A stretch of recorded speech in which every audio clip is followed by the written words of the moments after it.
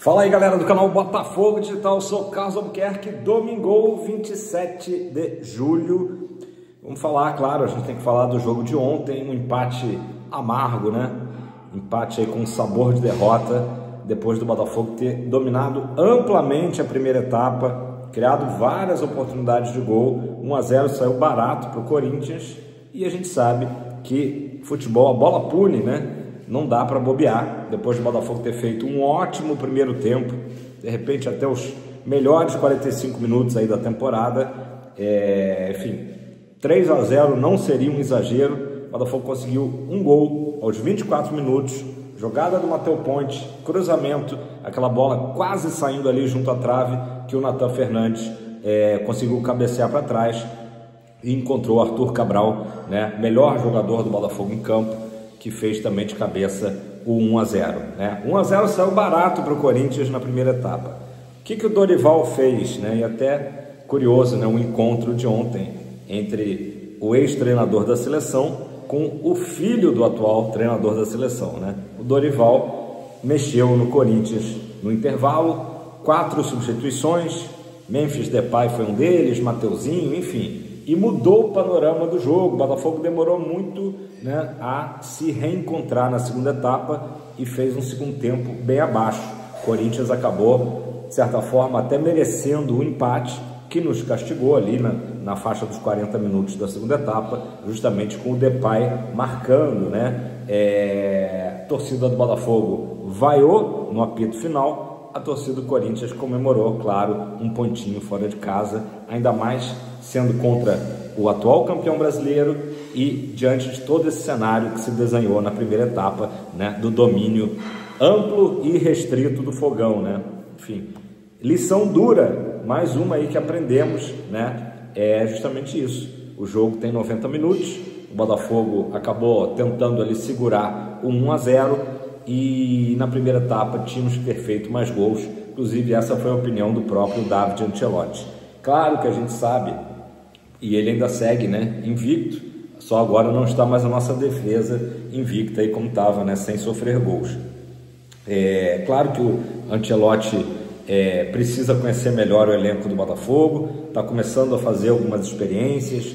Ontem entrou com o próprio Matheus Ponte, entrou com o Joaquim Correia, que acho que fez até um jogo decente. De modo geral, a equipe do Botafogo não foram atuações brilhantes, né? Mas foram atuações regulares. Acho que quem está ainda muito abaixo é o Savarino, que entrou no final ali, ainda não está num bom momento o nosso Savalizo, né? Enfim, então o Botafogo, claro, tinha desfalque. O Corinthians também jogou poupando alguns jogadores, né? Especialmente na primeira etapa.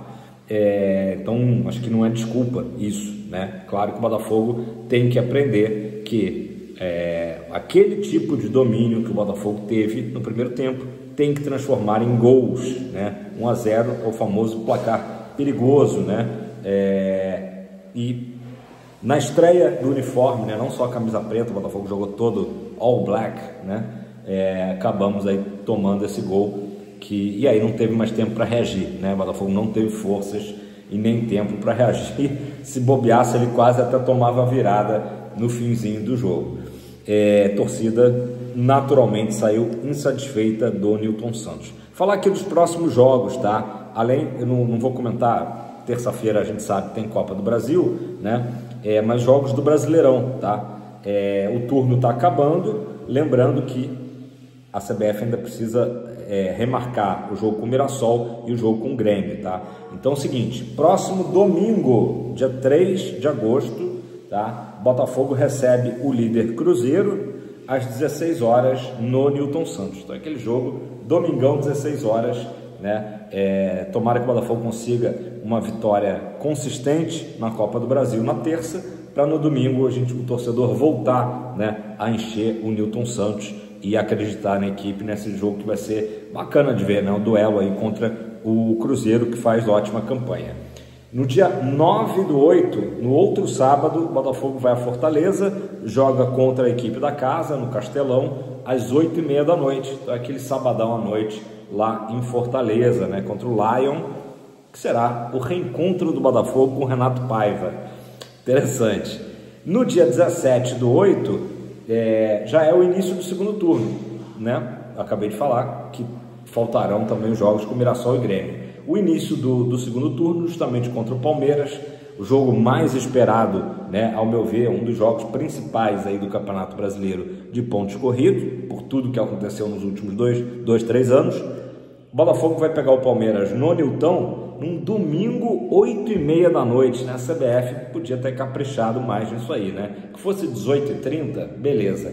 Domingo, 8h30 da noite, é um convite para que não tenhamos o estádio totalmente cheio, né? Tomara que eu esteja errado, mas era um jogo que merecia um domingo, 4 da tarde, né? Seria o ideal, mas CBF, televisões, parece que não pensam, né? Tudo bem, vai ser 8h30 da noite, nosso torcedor vai chegar junto de qualquer forma, pela importância que é enfrentar o Palmeiras. Aí a gente está ainda um pouco entalado, né? Pela aquela atuação ruim no Mundial contra eles.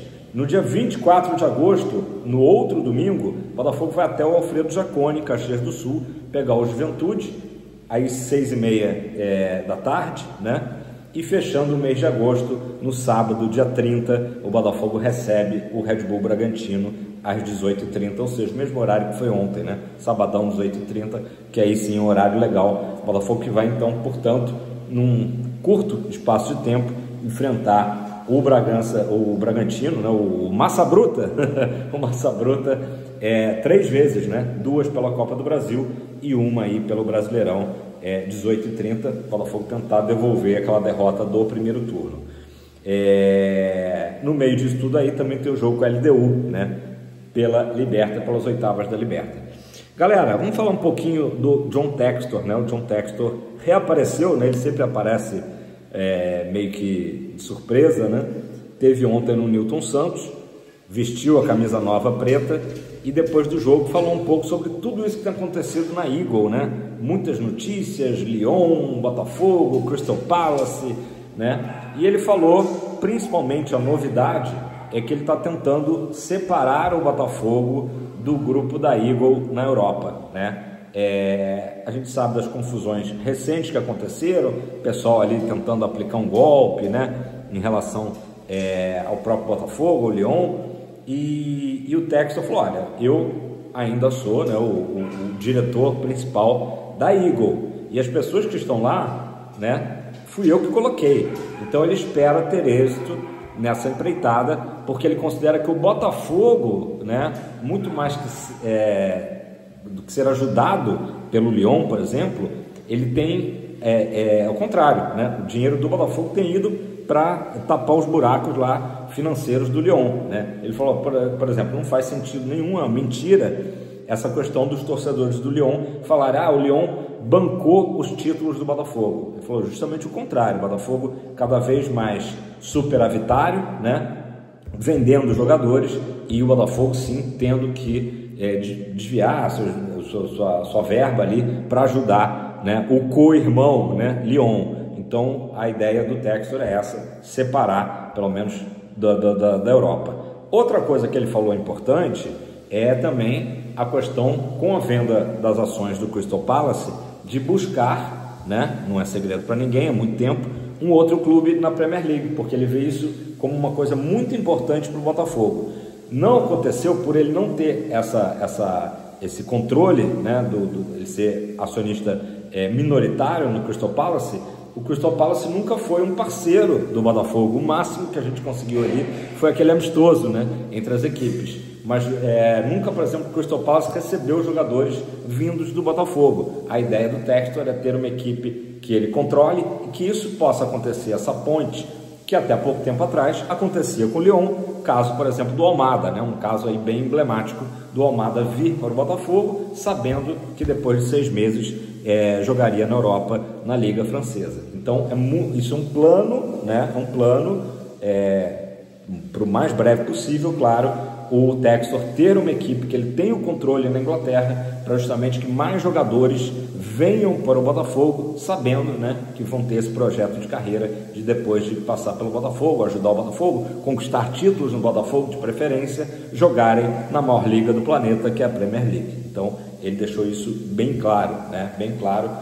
O Textor, a gente percebe, em pouco tempo, né? Ele recentemente esteve no Brasil para apresentar o David Ancelotti, né? E retornou ao Brasil, teve ontem, né? Como eu falei, no Nilton Santos. Então a gente percebe um Textor mudando justamente essa rotina dele, muito mais focado no Botafogo, né? Ele falou, olha, lá na Liga Francesa, no Lyon, coisas que são da Liga de lá, né, muito complicadas, que ele tentou até mudar, mas que ele viu que em certo momento a figura dele não estava sendo bem-vinda, né, era uma persona não grata lá, então ele preferiu tirar o time de campo, deixou a Michel Kang assumir, né, e agora ele está muito mais focado no Botafogo, o que é uma ótima notícia.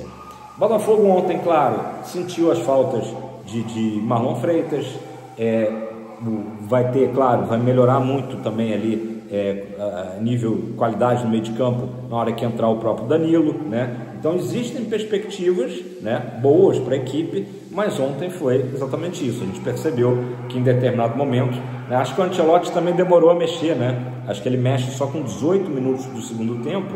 Então dá para dar essa resposta ao que o Dorival propôs ali no intervalo com as mudanças, né? No momento que entram esses 4 titulares do Corinthians, o Botafogo ficou ali meio que sem entender como se defender do Corinthians, né? Então virou outro jogo. Ontem quem foi o Nilton Santos viu 2 partidas diferentes, né? Uma de domínio total e absoluto do Botafogo e o segundo tempo com o Corinthians melhorando substancialmente. Beleza, pessoal? É isso. Estou soltando esse vídeo um pouquinho atrasado hoje, domingão, né? É permitido. E, enfim, é um sentimento, né, de chateação, mas não dá nem tempo. A gente, terça-feira, já tem um compromisso fundamental da torcida que puder ir ao Nilton Santos, né? Apoiar o time para a gente sair da frente, abrir de preferência uma vantagem diante do Bragantino, uma equipe que é sempre dura de enfrentar, né? Não importa o ano, o técnico, é sempre chato enfrentar o Bragantino.